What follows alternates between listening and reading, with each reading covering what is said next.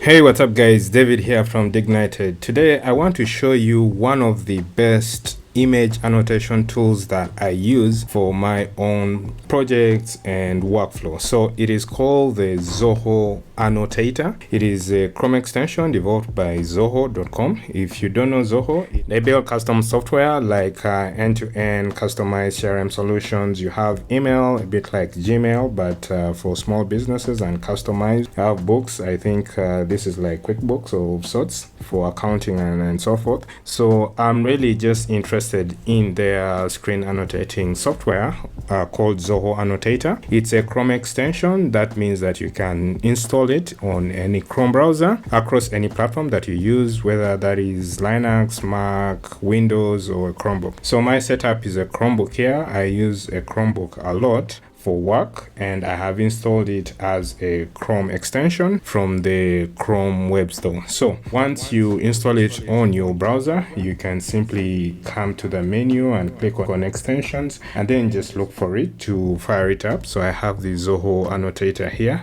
and you can click on it and then tap on open blank editor here.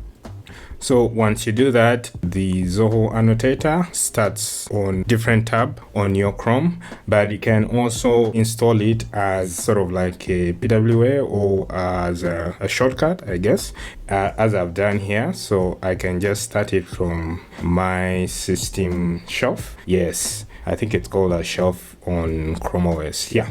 So once you do that, now you can simply upload your image that you want to annotate. So I have a little cute cat I've downloaded from Unsplash. This is what I want to use to demo some of the features that I like about this screen annotator. So we have our cute cat here, and I'm just going to walk you through some of the annotating tools. They are all located on the left side panel here. So we have highlighting tools, we have pen tools, we have arrows and lines, we have text, we have tagging tools and concealing tools or blur tools, and of course the crop tool. So whatever that you're doing, whether it's a presentation or a screen recording, and you want to annotate or call to attention certain areas of the image or presentation that you want the users to pay attention to, this tool is your go-to software that you can use. So let's walk you through some of these. This is just a selection tool, it's a default, but the next thing here that you have is highlighting tools. So you have the rectangle, the ellipse or square,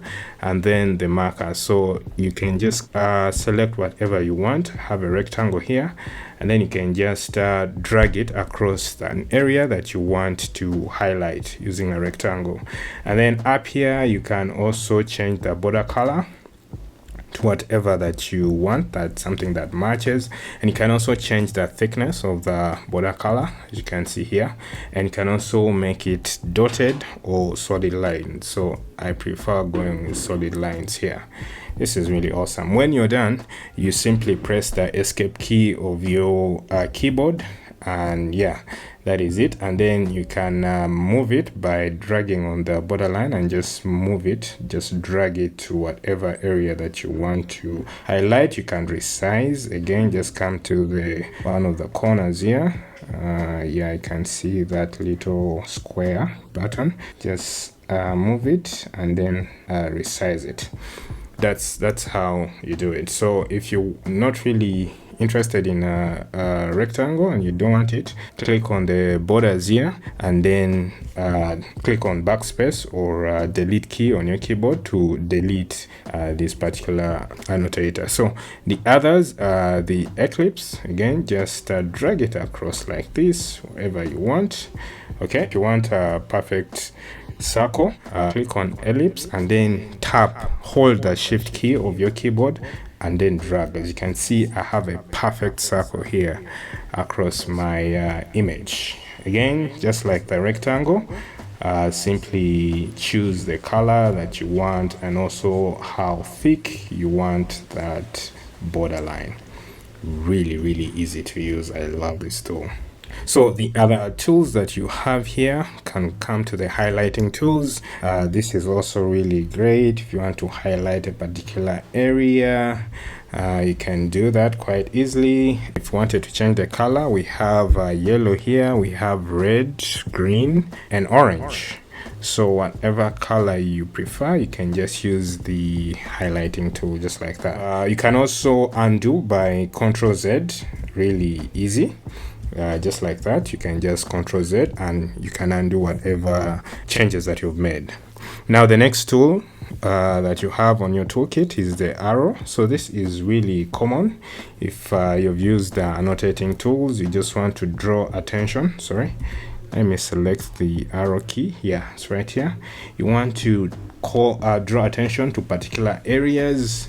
You just use the arrow key and we can change the color as well as the border thickness, and then whether we want it dashed or solid line, we can just choose these options here. As you can see, I prefer the straight line, a little bit bold, and we can also resize this. Just come to the extreme end and you can see these yellow circles, these green yellow circles. Just drag it to reduce to whatever size you want. And to move, click on it and you can see we have a little cross there. Then drag and move it wherever you want. Really simple. This is the simplest tool I've used. I love it so much. And yeah, you can change the color. We can change it to white here. Yeah, it's really great. So you can choose between single-sided arrow or double-sided arrow or just a line. Yeah, you can just do that. You can see we have a very nice line here. All right, so this is good. Text, yeah, you can add some text to annotate your image, and whatever you want to type in there, we can say source. I got this from unsplash.com. As you can see, then yeah, we can change the color. Maybe from this purple we can make it yellow, just like that. And yeah, that's good. If we want an outline, if we don't want an outline, we can choose that too. Yeah, this is good. I love it. And then you can also increase the font size. If you want to make it a little bit bigger, just drag the slider across like this. Yeah, and we can also move this text, you know, wherever we want. It's just, you know, just move it like this. Yeah, this is good. So this is another way to annotate images by adding a little bit text to whatever area that you want to draw the user's attention to. Really good. Now the other tool that you have here is tagging tools. I don't use this very often, but I can see you have numbering, correct, wrong, and unclear. So these are really just tags. You can see if we want to just number a few things. Here we have this really cool feature that we can use. I don't use it quite often, but probably you guys can find a good use for it. So this is another tool that I use very often, the feature. It's blur. So if you've screenshotted say login screen of an app or a website and you just want to blur out, for example, your username and password, you can easily do this. This is really something that you quite often use. So just go to the area you want to blur and just drag it across like that. This tool will blur it to whatever degree that you want. So you have two options. You either have this blur here or this smudge. The smudge works the same. It does exactly the same, but this you have a little bit of control over how you can use it. So you can just smudge certain areas of the image that you want to conceal.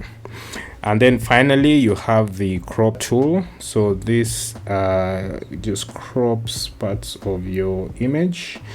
Yeah, it's the usual crop tool that most photo editors have. So how cool is this? I find it extremely power packed. You have all these options here in one simple tool that works across multiple platforms. As long as you have a Chrome browser, just install it as an extension and you're ready to go. You can just use it. So you can see I'm using it on my Chromebook, but I could easily pick this up on my Windows machine or on the Mac and just use it without really installing anything else, because Chrome extensions are synced across your account. So as long as I sign on to my account on Chrome, it is available across any device I have Chrome installed. So once you're done and you're happy with your edits and your annotations, simply click on done, right,